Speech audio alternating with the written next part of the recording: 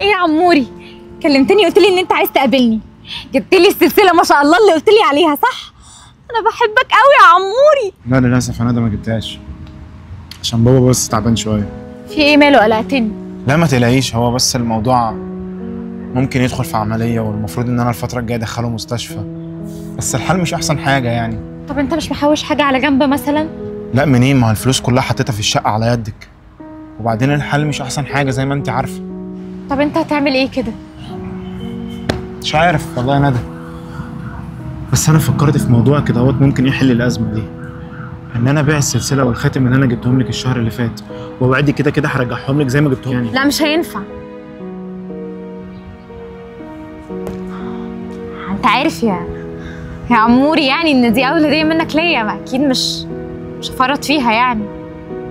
وبعدين انت ايش عرفك انها لازم لها عمليه؟ ما يمكن يخف بالادويه وخلاص. لا هو الموضوع خلاص اتحدد، مفيش اختيار تاني. حبيبي انت اكيد فاهم ان انا عايزه اساعدك.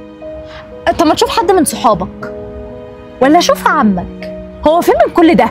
هو اكيد مش هيسيب اخوه في موقف زي ده يعني.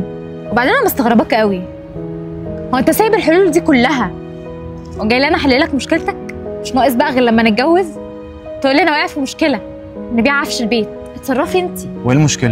انا دلوقتي بقول لك ان انا واقع في مشكله واخترتك انك انت تقفي جنبي، ايه علاقه كل الكلام دوت بموضوعي؟ عمر المواقف والمشاكل هي اللي بتبين الناس، وانت مع اول مشكله عايز تبيعني حاجتي.